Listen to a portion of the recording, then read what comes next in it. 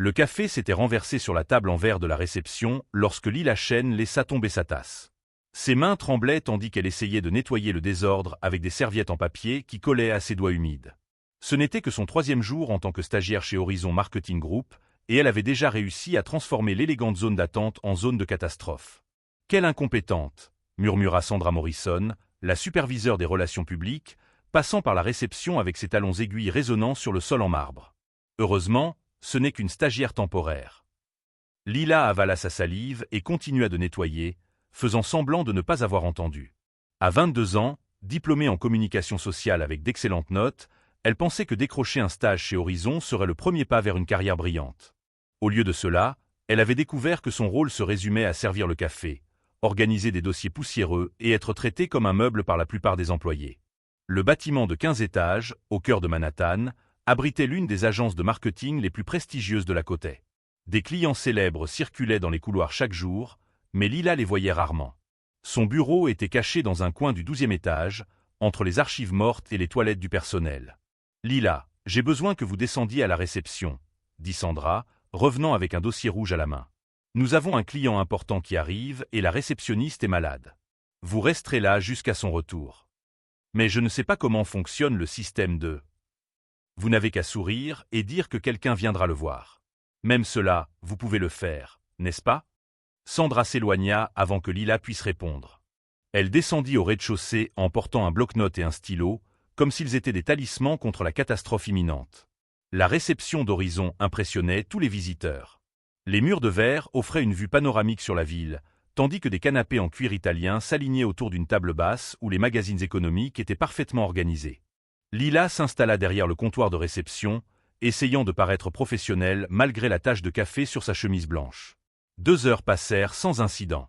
Lila commençait à se détendre lorsque les portes en verre s'ouvrirent et qu'un homme grand, d'environ 40 ans, entra dans le hall.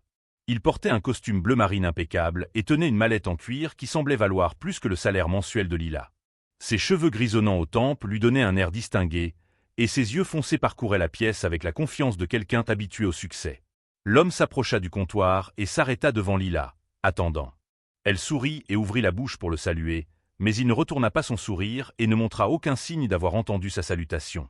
À la place, il commença à faire des gestes avec les mains. Langue des signes américaine. Le cœur de Lila s'accéléra. Des souvenirs de son enfance envahirent son esprit comme des vagues s'écrasant sur la plage. David, son frère cadet, était né sourd. Elle avait passé des années à apprendre la langue des signes pour communiquer avec lui, pratiquant des signes de base à table pendant que ses parents faisaient des doubles journées pour payer les thérapies spéciales. David était mort dans un accident de voiture à 16 ans, emportant avec lui la raison pour laquelle Lila maîtrisait cette langue silencieuse. Sans réfléchir, elle leva les mains et signa « Bonjour, soyez le bienvenu. Comment puis-je vous aider ?» Le visage de l'homme s'illumina. Il répondit en signe « Merci. J'ai rendez-vous avec Sandra Morrison. » « Je vais l'avertir que vous êtes arrivé, » répondit Lila en langue des signes, ses doigts se mouvant avec une fluidité qu'elle n'avait pas utilisée depuis des années. « Quel est votre nom ?»« Robert Ray, de TechVision Assistive. » Lila prit le téléphone et composa le numéro de Sandra, mais avant qu'elle ne puisse parler, une voix derrière elle la fit se figer. Impressionnant. Elle se retourna et vit un homme en costume gris foncé, debout à quelques mètres. Grand et mince, avec des cheveux bruns parfaitement coiffés et des yeux bleus perçants, il observait la scène avec un intérêt sincère. Lila reconnut immédiatement le visage grâce aux photos d'entreprise affichées dans les couloirs. Jonathan Pierce, PDG d'Horizon Marketing Group. « Monsieur Pierce » bafouilla-t-elle, laissant tomber le téléphone sur son support. « Je ne savais pas que vous étiez. »« Depuis combien de temps savez-vous la langue des signes ?» demanda-t-il, ignorant son nervosité. « Depuis l'enfance. Mon frère était sourd. » Jonathan hocha la tête pensivement, puis s'adressa à Robert et en langue des signes « Ravi de vous rencontrer, monsieur Hay. Je suis Jonathan Pierce, PDG de l'entreprise. » La surprise sur le visage de Robert était évidente. Il répondit « Je ne pensais pas que le PDG connaissait la langue des signes. Je l'ai apprise lorsque nous avons embauché notre premier employé il y a 5 ans. Je crois que la communication est le cœur de notre activité. » Lila observait le dialogue en silence, se sentant à la fois impressionnée et invisible. 2 hommes puissants conversaient dans une langue qu'elle connaissait intimement, mais elle n'avait pas la permission de participer. Sandra apparut dans le hall à ce moment-là, se dirigeant rapidement vers le groupe. Son sourire professionnel vacilla lorsqu'elle vit Jonathan là. « Monsieur Pierce, je ne savais pas que vous assisteriez à la réunion avec Monsieur Hay. »« Changement de plan, » répondit Jonathan sèchement. « Veuillez nous suivre. » Sandra tendit la main vers Robert, qu'il salua poliment, mais Lila remarqua la rigidité de ses mouvements. Il était évident que Sandra n'avait aucune idée que Robert était sourd. « Nous allons à la salle de réunion du 15e étage, » dit Sandra, parlant directement à Robert comme s'il pouvait l'entendre. Robert regarda confus, puis fit signe à Lila. « Elle veut que je la suive. » Lila regarda nerveusement entre Sandra et Jonathan avant de traduire. « Elle a dit qu'ils vont à la salle de réunion du 15e étage. » Sandra fronça les sourcils. « Lila, retournez à vos fonctions normales. Nous n'avons pas besoin de vous ici. » « En fait, » intervint Jonathan, « Lila vient avec nous. Il semble que nous aurons besoin d'une interprète. » La couleur disparut du visage de Sandra. « Monsieur Pierce, je suis sûr que nous pouvons régler cela autrement. »« C'est la manière la plus efficace, » dit-il, se dirigeant déjà vers les ascenseurs. Lila suivit le groupe, les jambes tremblantes à chaque pas. Elle pouvait sentir le regard furieux de Sandra brûler dans son dos, mais Jonathan semblait totalement serein. Robert marchait à côté de lui, faisant de temps en temps des commentaires en langue des signes sur la décoration du bâtiment. Dans l'ascenseur, un silence tendu régna. Sandra tapait furieusement sur son téléphone, tandis que Jonathan observait les numéros des étages changés. Robert regarda Lila et signa discrètement « Merci de m'aider. »« De rien, » répondit-elle, essayant de ne pas remarquer que Sandra avait cessé de taper pour la fixer avec colère. Lorsque les portes s'ouvrirent au 15e étage, Lila sut que sa vie chez Horizon ne serait plus jamais la même. Ce qu'elle ne savait pas, c'était si ce serait une bénédiction ou une malédiction. La salle de réunion du 15e étage était un temple du pouvoir corporatif. Une table en acajou poli reflétait les lumières du lustre en cristal, tandis que des tableaux abstraits coûteux décoraient les murs. Lila n'avait jamais mis les pieds à cet étage auparavant, et maintenant elle se retrouvait assise entre le PDG de l'entreprise et un client important, les mains moites en feuilletant un bloc-notes vide. Robert ouvrit sa mallette et sortit une présentation imprimée. Jonathan se pencha en avant, sincèrement intéressé, tandis que Sandra s'installait dans sa chaise avec un sourire forcé qui n'atteignait pas ses yeux. « Monsieur Hay, » commença Sandra, parlant fort et articulant de manière exagérée les mots, comme si cela pouvait magiquement permettre à Robert de l'entendre. « Nous sommes très enthousiastes à l'idée de discuter de votre campagne publicitaire. » Robert regarda Sandra d'un air confus, puis fit signe à Lila. « Qu'a-t-elle dit ?» Lila traduisit, et Robert acquiesça poliment avant de répondre en langue des signes. « Dites-lui que TechVision n'a pas seulement besoin de publicité traditionnelle. Nous voulons une révolution dans la manière dont la société perçoit les personnes handicapées. » Quand Lila eut fini de traduire, Sandra cligna plusieurs fois des yeux, manifestement en train de digérer l'information. « Une révolution ? Eh bien, nous pouvons certainement créer une campagne percutante. »« Non, » interrompit Robert par l'intermédiaire de Lila. « Vous ne comprenez pas. TechVision a développé des technologies qui peuvent changer des millions de vies. Des applications qui convertissent instantanément la parole en texte, des prothèses contrôlées par la pensée, des fauteuils roulants qui montent des escaliers. Nous ne voulons pas être perçus comme une entreprise de charité. Nous voulons être reconnus pour ce que nous sommes, des innovateurs qui redéfinissent ce que signifie avoir un handicap. » Le silence qui suivit ne fut interrompu que par le bruit du stylo de Sandra tapotant nerveusement sur la table. Il était évident qu'elle n'avait pas fait ses devoirs sur le client. Jonathan, en revanche, se pencha encore davantage en avant. « Continuez, monsieur Hay. » Robert sourit et signa. « Notre prochaine campagne doit montrer les personnes handicapées non comme des victimes ou des sources d'inspiration, mais comme des consommateurs puissants, des professionnels compétents, des individus complets. Nous voulons engager une agence qui comprenne cela viscéralement, pas seulement intellectuellement. » Pendant que Lila traduisait, elle remarqua comment Jonathan absorbait chaque mot. Sandra, en revanche, paraissait de plus en plus mal à l'aise. « Il est clair que nous comprenons l'importance de la représentation inclusive, » dit Sandra, sa voix sonnant trop hollywoodienne. « Nous avons beaucoup d'expérience dans les campagnes de responsabilité sociale d'entreprise. »« Non, » signa fermement Robert. « Nous ne voulons pas de charité déguisée en marketing. Nous voulons de l'authenticité. » Lila hésita avant de traduire le mot « authenticité », ressentant le poids de sa propre hypocrisie. Elle qui traduisait l'authenticité tout en cachant sa véritable identité derrière la façade d'une stagiaire invisible. Sandra s'éclaircit la gorge. « Monsieur Hay, avec tout le respect, je crois que vous sous-estimez notre capacité à... » « Sandra, » interrompit doucement Jonathan. Sa voix était basse, mais elle portait une autorité qui fit taire toute la salle. Peut-être pourriez-vous nous laisser quelques minutes? J'ai besoin de discuter de certains détails budgétaires avec Monsieur Hay. Le visage de Sandra passa par toute une palette de couleurs, du rose au rouge puis au violet. Bien sûr, Monsieur Pierce. Je serai dans mon bureau quand vous aurez besoin de moi. Elle se leva brusquement, ramassa ses papiers et quitta la salle, laissant derrière elle un sillage de parfums coûteux et une tension palpable. Lorsque la porte se referma, Jonathan se tourna vers Robert. « Monsieur Hay, puis-je être direct avec vous ?» Robert acquiesça, et Jonathan continua, utilisant maintenant la langue des signes. « Sandra Morrison est compétente dans de nombreux domaines, mais je soupçonne qu'elle n'est pas la bonne personne pour votre projet. Votre entreprise mérite quelqu'un qui comprenne votre vision de l'intérieur. » Lila traduisit automatiquement, mais une partie de son esprit réfléchissait à quelque chose de plus profond. Pourquoi Jonathan connaissait-il la langue des signes couramment? Et pourquoi semblait-il si intéressé à écarter Sandra du projet? Robert répondit, « Je suis entièrement d'accord. En fait, j'ai été impressionné par votre jeune interprète ici. Elle ne traduit pas seulement les mots, elle capture l'émotion derrière eux. C'est rare. » Jonathan regarda Lila avec une expression qu'elle ne parvint pas à déchiffrer. « Lila, dans quel domaine avez-vous obtenu votre diplôme? » Communication sociale, monsieur, avec une spécialisation en relations publiques. Et vous avez de l'expérience en marketing pour les personnes handicapées. Lila sentit son cœur s'emballer. C'était sa chance d'impressionner, mais aussi de mentir. Pas professionnellement, monsieur. Mais j'ai grandi dans une famille où l'accessibilité était une question quotidienne, pas théorique. Robert se pencha en avant. Continuez. Mon frère David était sourd.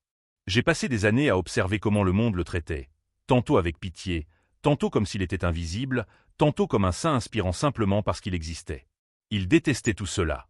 Il voulait juste être vu comme une personne normale avec des intérêts normaux qui, par hasard, ne pouvait pas entendre. Les mots sortirent avec plus de passion que Lila ne l'avait prévu. Elle se tut brusquement, craignant d'en avoir trop dit. Mais Robert souriait. Exactement. C'est cela que nous devons capturer. Jonathan tapota pensivement la table du bout des doigts. Monsieur Hay, j'ai une proposition peu conventionnelle. Et si Lila dirigeait votre compte? Le monde de Lila s'arrêta de tourner. Monsieur Pierce, je ne suis qu'une stagiaire. Vous êtes quelqu'un qui comprend notre message, signa Robert. Sandra Morrison peut avoir 15 ans d'expérience, mais vous avez quelque chose qu'elle n'aura jamais, une perspective réelle. Jonathan sourit. Évidemment, vous ne travailleriez pas seul. Vous auriez tout le soutien de notre équipe. Mais vous seriez la directrice créative du projet. Lila sentit les larmes lui monter aux yeux. C'était tout ce dont elle avait rêvé, mais aussi trop terrifiant pour être réel. « Puis-je vous demander pourquoi vous faites cela ?» demanda-t-elle à Jonathan. « Parce qu'il y a 5 ans, nous avons embauché un graphiste surnommé Marcus Thompson. Il a révolutionné notre approche visuelle, mais a constamment fait face à la résistance de supérieurs qui ne comprenaient pas sa valeur. Je me suis promis que si j'avais une autre chance de soutenir quelqu'un avec une perspective unique, je n'hésiterais pas. Qu'est-il arrivé à Marcus? Demanda Lila, bien qu'une partie d'elle connaissait déjà la réponse. Il a été licencié par Sandra Morrison il y a 2 ans. Officiellement pour incompatibilité avec la culture d'entreprise. La révélation tomba comme une bombe. Lila comprit immédiatement pourquoi Jonathan tenait Sandra à l'écart du projet, et pourquoi il y avait tant en jeu au-delà d'un simple compte marketing. Robert se leva. « Je dois retourner dans mon entreprise, mais j'aimerais fixer une autre réunion demain. Cette fois, seulement avec Lila et Jonathan. » Il tendit la main à Lila, qui la serra fermement. « Merci de m'avoir fait me sentir véritablement entendu aujourd'hui. » Après le départ de Robert, Jonathan resta assis, observant Lila attentivement. « Comprenez-vous dans quoi vous vous engagez ?» demanda-t-il. Sandra n'acceptera pas cela passivement. Elle a des alliés puissants dans l'entreprise, et vous venez de devenir une menace pour elle. Lila pensa à David, à toutes ces années où elle avait gardé sa maîtrise de la langue des signes comme un secret douloureux, à toutes les fois où elle était devenue invisible pour éviter les conflits. « Monsieur Pierce, dit-elle, sa voix plus ferme qu'elle ne se sentait. Je suis fatiguée d'être invisible. » La sonnette de l'ascenseur résonna comme une cloche funéraire lorsque Lila descendit au 12e étage. Ses jambes tremblaient encore de l'adrénaline de la réunion, mais une sensation de terreur grandissait dans son estomac. Sandra l'attendrait, et Lila doutait que la conversation soit amicale. Elle n'avait pas tort. « Mon bureau. » Maintenant, cracha Sandra en passant devant le bureau de Lila. Le ton était assez venimeux pour tuer des plantes. Lila suivit Sandra jusqu'à une petite pièce sans fenêtre qui sentait le café froid et l'ambition frustrée. Des diplômes encadrés couvraient tout un mur, comme si Sandra devait constamment prouver sa valeur. Sur le bureau, des piles de rapports s'équilibraient précautionneusement à côté d'une photo d'elle serrant la main d'un cadre important. « Asseyez-vous », ordonna Sandra, en claquant la porte avec une force inutile. Lila s'installa sur la chaise en plastique inconfortable en face du bureau de Sandra. Ses doigts jouaient nerveusement avec la lanière de son sac en attendant l'inévitable. « 15 ans, commença Sandra, sa voix basse et dangereuse. 15 ans que je construis ma réputation dans cette entreprise. 15 ans à gagner la confiance des clients, à développer des stratégies gagnantes, à être une professionnelle exemplaire. » Elle se pencha en avant, les yeux brillants d'une colère à peine contenue. « Et toi, une simple stagiaire qui n'aurait même pas dû être à la réception, tu penses pouvoir simplement apparaître et prendre ma place. » « Sandra, je n'ai rien demandé. »« Ne m'interromps pas, » cria Sandra, frappant la table. « Tu penses que je ne sais pas ce qui se passe ici ? Jonathan Pierce a un faible pour les causes perdues, pour les personnes qu'il pense pouvoir sauver. Tu n'es que la dernière de ces charités corporatives. » Lila sentit les larmes lui piquer les yeux, mais se força à maintenir le contact visuel. « Ce n'est pas de la charité. Je comprends ce dont le client a besoin. »« Tu comprends. » Sandra éclata d'un rire rauque et sans humour. « Tu es une enfant qui joue à être adulte. Tu crois que savoir agiter quelques mains te qualifie pour diriger un compte multimillionnaire ?» La référence dépréciative à la langue des signes comme « agiter des mains » frappa Lila comme un coup dans l'estomac. C'était exactement le genre d'ignorance que David avait affronté toute sa vie. « C'est la langue des signes », dit Lila calmement mais fermement. « C'est une langue complète et complexe, pas agiter des mains. » Sandra se leva brusquement. « Écoute bien, petite. Tu as peut-être impressionné Jonathan aujourd'hui, mais ça ne durera pas. Des clients comme Robert et sont compliqués. Ils exigent une expérience réelle, pas de l'empathie adolescente. Quand tu échoueras, et tu échoueras, je serai là pour nettoyer le désordre. » Elle s'approcha de Lila, sa voix devenant un murmure menaçant. « Et quand cela arrivera, tu découvriras que je ne suis pas seulement une superviseure. J'ai des amis dans de nombreuses entreprises de cette ville. Un mot de ma part, et tu ne trouveras jamais un emploi décent en marketing. Jamais. » Lila quitta le bureau de Sandra avec les jambes flageolantes et le cœur battant à toute vitesse. La menace était claire. Échoue, et ta carrière est terminée avant même d'avoir commencé. Elle retourna à son bureau caché entre les archives mortes et les toilettes, essayant de digérer tout ce qui s'était passé au cours des 2 dernières heures. Il y a quelques heures, elle était une stagiaire invisible servant le café. Maintenant, elle avait la chance de diriger un projet important, mais elle s'était aussi fait une ennemie puissante.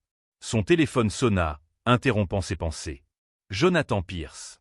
Lila, j'ai besoin que tu viennes dans mon bureau dans 1 heure. Nous allons discuter des prochaines étapes pour le projet TechVision. » Après l'avoir raccroché, Lila réalisa qu'elle avait besoin d'aide. Elle n'avait pas suffisamment d'expérience pour diriger seule un compte aussi important, et Sandra avait raison sur un point. Elle ne pouvait pas se permettre d'échouer. Pendant l'heure suivante, Lila fit quelque chose qu'elle n'avait jamais fait chez Horizon. Elle parla aux gens. Elle commença avec James, un graphiste du 11e étage qui la saluait toujours poliment dans l'ascenseur. « James, puis-je te poser une question étrange ?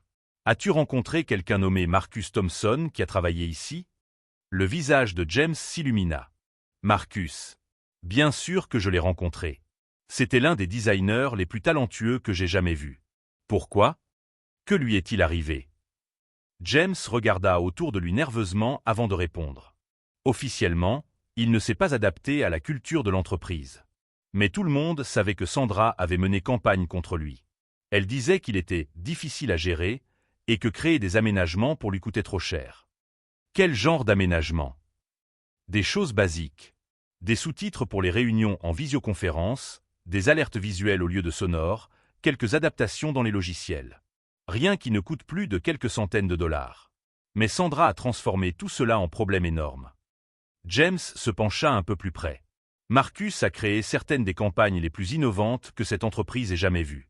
Il avait une perspective unique sur le design visuel parce qu'il expérimentait le monde principalement par la vue. Le perdre a été une énorme erreur. Lila remercia James et poursuivit sa petite enquête. Elle parla à d'autres designers, analystes marketing et même au personnel d'entretien. Un schéma commença à émerger. Marcus Thompson n'avait pas été le seul. Sandra avait un historique de sabotage des employés qu'elle considérait comme des menaces ou qui ne s'alignaient pas avec sa vision de l'entreprise. Un jeune analyste latino avait été licencié après que Sandra eut remis en question ses compétences en communication. Une directrice artistique en fauteuil roulant avait été restructurée hors de l'entreprise. Mais Lila découvrit aussi quelque chose de plus important. Marcus avait laissé quelques alliés derrière lui.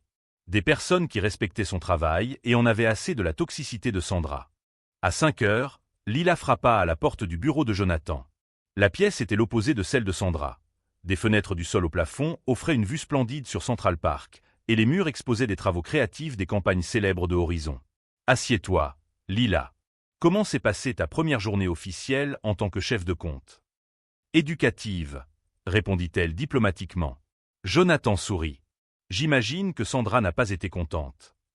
Elle a clairement fait savoir qu'elle s'attendait à ce que j'échoue. Et toi? Que attends-tu?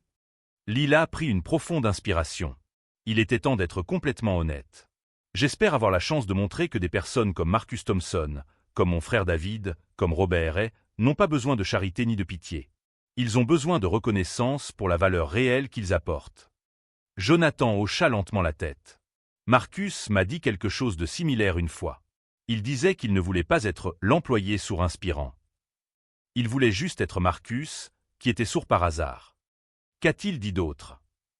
Que la véritable inclusion se produit lorsque nous cessons de remarquer les différences parce que nous sommes trop occupés à admirer le travail exceptionnel. Jonathan se leva et alla vers la fenêtre. Lila, je vais être direct avec toi. Ce projet est plus important qu'il n'y paraît. Robert envisage de transférer tout le compte marketing de TechVision chez Horizon. Nous parlons de 15 millions de dollars par an. Lila sentit le poids de la responsabilité écraser ses épaules. Mais il y a autre chose, continua Jonathan. TechVision développe une technologie qui peut révolutionner la communication pour les personnes sourdes.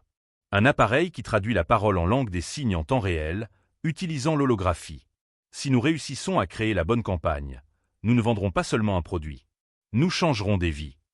Il se tourna pour la regarder. Sandra ne sait pas pour la technologie holographique, ni pour la véritable valeur du compte. Toi et moi seuls savons. Pourquoi me dis-tu cela? Parce que demain, Robert apportera des prototypes de la technologie. Et tu devras comprendre parfaitement ce que nous vendons pour créer une campagne authentique. Jonathan retourna à son bureau et prit une carte de visite. Voici le numéro de Marcus Thompson. Il travaille maintenant en freelance. Appelle-le ce soir. Tu auras besoin de toute l'aide possible. Quand Lila sortit du bureau de Jonathan, elle savait que sa vie avait changé pour toujours. Il ne s'agissait plus seulement d'impressionner un patron ou de sauver un emploi. Il s'agissait d'honorer la mémoire de David, de venger l'injustice faite à Marcus et de prouver que l'authenticité était plus puissante que la politique d'entreprise. Lila arriva chez Horizon à 6 heures du matin, 2 heures avant l'ouverture normale. Le bâtiment était presque vide. Seul le bourdonnement des ascenseurs et l'écho de ses pas sur le marbre du hall brisaient le silence. Elle avait passé toute la nuit au téléphone avec Marcus Thompson, absorbant des années d'expérience en 3 heures intenses de conversation. La clé, avait dit Marcus, sa voix claire à travers l'application de visioconférence qui convertissait ses paroles en texte, est de ne jamais laisser quiconque vous voir comme une concession. Vous n'êtes pas là pour inspirer ou pour leur faire sentir bien.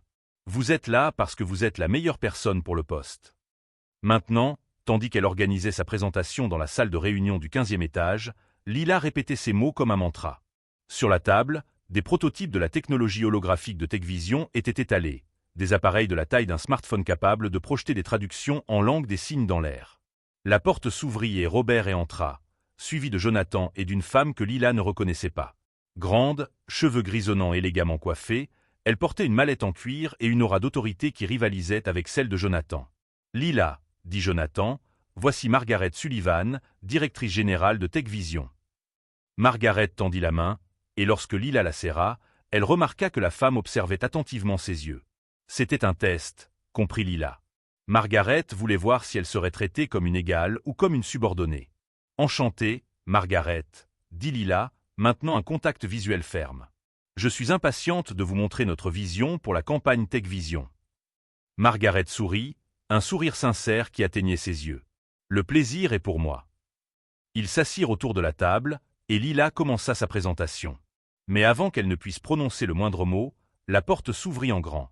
Sandra Morrison entra comme un ouragan, flanquée de 2 hommes en costume que Lila reconnut vaguement comme des cadres supérieurs de Horizon. Son visage était rouge de colère mal contenue, et elle tenait une mallette remplie de papier comme une arme. « Jonathan, je dois te parler. »« Maintenant, » dit Sandra, ignorant complètement les clients. « Sandra, nous sommes en réunion importante. »« C'est justement pour ça que je dois te parler, » interrompit Sandra. « Je ne peux pas permettre que cette mascarade continue. » Le silence dans la pièce était assourdissant. Robert et Margaret échangèrent des regards inquiets, tandis que Jonathan se levait lentement. « Sandra, je suggère que tu te retires. »« Non !» cria Sandra. « Ces clients méritent de connaître la vérité. Ils méritent de savoir que vous confiez le contrôle de leur compte à une stagiaire inexpérimentée parce qu'elle s'est agité les mains. » L'atmosphère dans la salle changea instantanément. Robert se raidit, Margaret fronça les sourcils, et Lila sentit le sang lui monter au visage. « C'est la langue des signes, » dit Lila, sa voix basse mais ferme. « Pas agiter les mains. C'est une langue complète et complexe. » Sandra rit sarcastiquement. « Vous voyez ? Elle est tellement sensible qu'elle ne peut même pas accepter de critiques constructives. Comment pensez-vous qu'elle va réagir quand de vrais clients feront des objections à la campagne ?» Un des cadres accompagnant Sandra, un homme chauve avec une moustache grisonnante, s'avança. « Jonathan, Sandra a raison. Nous ne pouvons pas risquer un compte de cette taille avec quelqu'un d'aussi inexpérimenté. Surtout, ajouta Sandra, quand nous avons des professionnels qualifiés disponibles. » Margaret Sullivan se leva lentement. Lorsqu'elle parla, sa voix était glaciale. « Sandra Morrison, je présume. » Sandra sourit et tendit la main. « Oui, je suis la superviseure des relations publiques de Lila. J'ai 15 ans d'expérience. » Margaret ignora la main tendue. « Vous savez, Sandra, je suis malentendante de naissance. Je ne suis pas complètement sourde comme mon mari Robert, mais je porte des appareils auditifs depuis l'âge de 5 ans. » Le sourire de Sandra vacilla. « Au cours de ma carrière d'exécutive, » continua Margaret, « j'ai constamment affronté des personnes comme vous. Des personnes qui pensent que la compétence se mesure en années d'expérience plutôt qu'en véritable compréhension. » Elle s'approcha de Sandra, qui recula instinctivement. « Vous venez d'appeler la langue des signes « agiter les mains » devant 2 cadres sourds et une jeune femme qui comprend clairement notre communauté mieux que vous ne le ferez jamais. » Robert se leva et rejoignit son épouse, signant tout en parlant. « En 15 minutes à discuter avec Lila hier, j'ai appris plus sur la communication authentique que lors d'années de réunions avec des agences traditionnelles. » Sandra tenta de reprendre le contrôle. « Avec tout le respect que je vous dois, vous êtes émotionnel. Les affaires requièrent objectivité. »« Objectivité ?» interrompit Margaret. « Alors soyons objectifs. TechVision est une entreprise de 50 millions de dollars. Notre compte marketing vaut 15 millions par an. Nous développons une technologie qui va toucher 20 millions de personnes malentendantes dans les 5 prochaines années. » Les chiffres tombèrent dans la salle comme des bombes. Sandra et ses alliés pâlirent visiblement. « Et vous, » continua Margaret, « venez d'insulter non seulement nos futurs clients, mais notre propre identité, devant des cadres qui prennent des décisions de 50 millions de dollars. » Le cadre chauve tenta de se reprendre. Personne n'a voulu offenser. « Mais vous l'avez fait, » signa Robert, Lila traduisant automatiquement. « Et plus important, vous avez démontré exactement pourquoi notre compte ne peut pas rester entre les mains de professionnels qui ne comprennent pas notre marché. » Jonathan, qui avait observé le tout en silence, parla enfin. « Sandra, vous avez 2 options. Vous pouvez vous excuser publiquement auprès de nos clients et de Lila, ou vous pouvez vider votre bureau. »« Vous ne pouvez pas me licencier pour avoir une opinion, » protesta Sandra. « Je ne vous licencie pas pour avoir une opinion, » répondit calmement Jonathan. « Je vous licencie pour avoir interrompu une réunion de 15 millions de dollars pour insulter des clients en vous basant sur des préjugés personnels. » Margaret saisit l'un des prototypes holographiques sur la table. « Lila, sais-tu comment fonctionne cet appareil ?» Lila hocha la tête, ses mains tremblantes encore d'adrénaline. « Oui.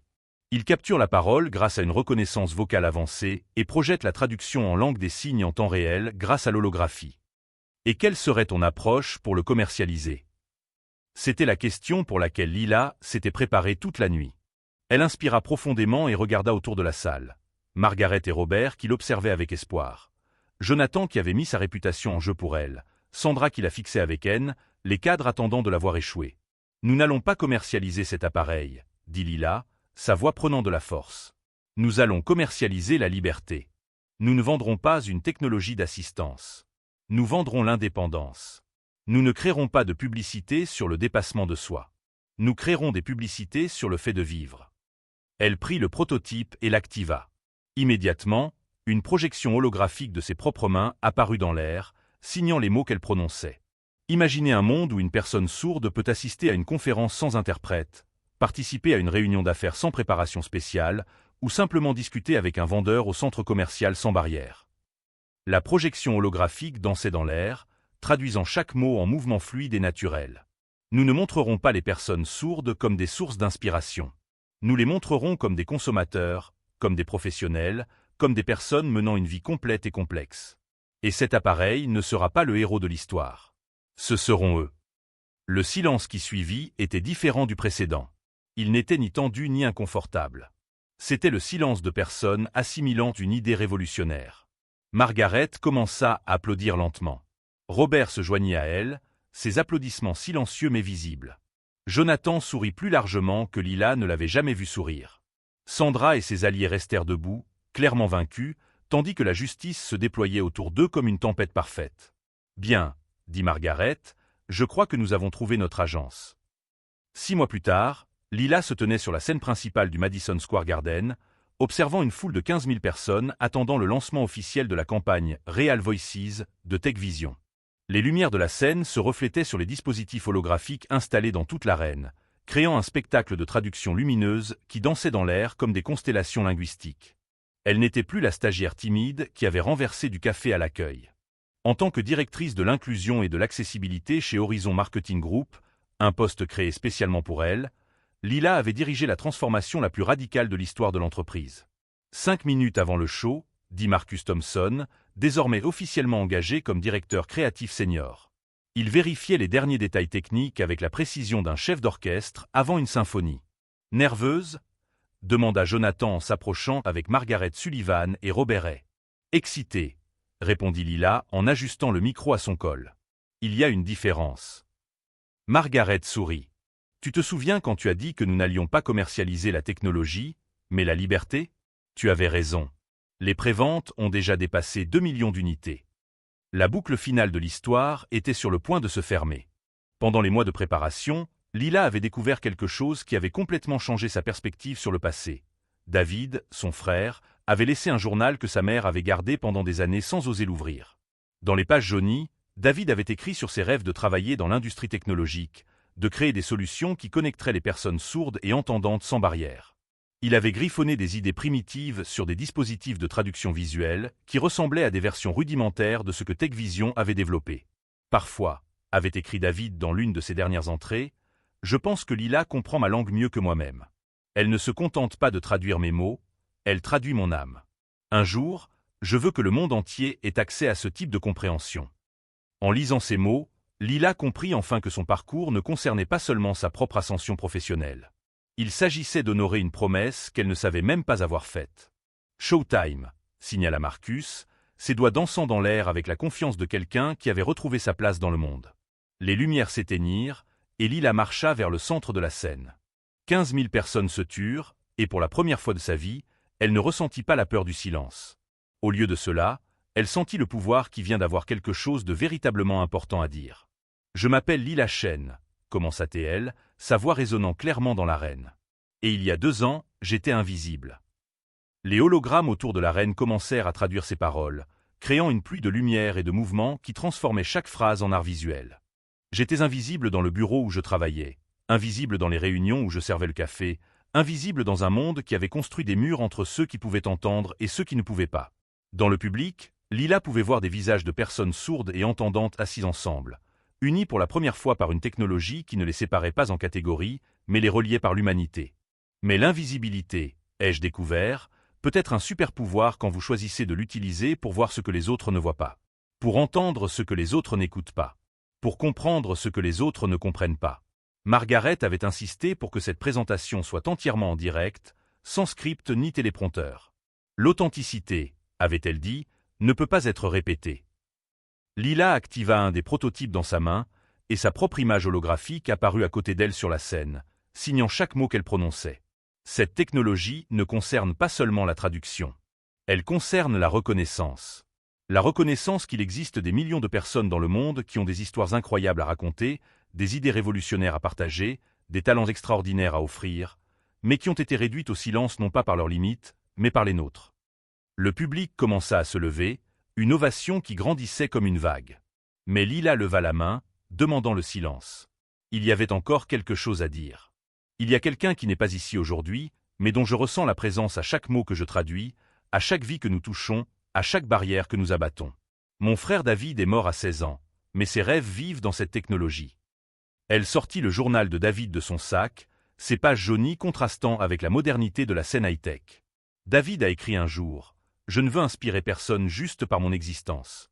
Je veux contribuer à quelque chose qui rende le monde meilleur pour tous. » Aujourd'hui, 6 ans après sa mort, son souhait est enfin devenu réalité. Les larmes coulaient librement sur le visage de Lila maintenant, mais sa voix restait ferme. Sandra Morrison, mon ancienne superviseure, disait que je agitais les mains quand j'utilisais la langue des signes. Elle ne comprenait pas qu'elle assistait à une forme de communication aussi riche et complexe que n'importe quelle autre langue humaine. Dans le public, Lila remarqua un mouvement familier. Une femme d'âge moyen sortait discrètement par une porte latérale.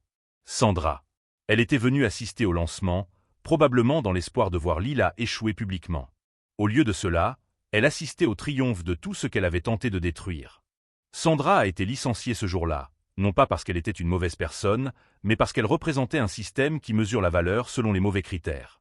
Un système qui confond longévité et compétence, conformité et leadership, similarité et qualité. Lila se tourna vers les hologrammes qui dansaient autour d'elle, des dizaines de mains lumineuses traduisant ses paroles dans une langue que Sandra avait ridiculisée. La véritable inclusion ne consiste pas à devenir plus semblables les uns aux autres. Il s'agit de reconnaître que nos différences ne sont pas des obstacles à surmonter, mais des ressources à célébrer. Robert monta sur scène à ce moment-là, portant le premier dispositif TechVision commercial, élégant, compact et puissant. Cette technologie, poursuivit Lila, va connecter des mondes qui étaient séparés depuis des siècles. Elle permettra à un enfant sourd de parler avec ses grands-parents entendants sans gêne. Elle permettra à un cadre sourd de diriger des réunions sans dépendre d'interprètes. Elle permettra à des artistes, scientifiques, enseignants et rêveurs de partager leurs dons avec le monde sans barrière. Elle prit le dispositif des mains de Robert et le leva haut pour que toute l'audience puisse le voir. Mais, plus important encore, elle nous rappellera à chacun que communiquer ne consiste pas à parler la même langue. Il s'agit de se soucier suffisamment pour apprendre la langue de l'autre. L'ovation cette fois fut assourdissante.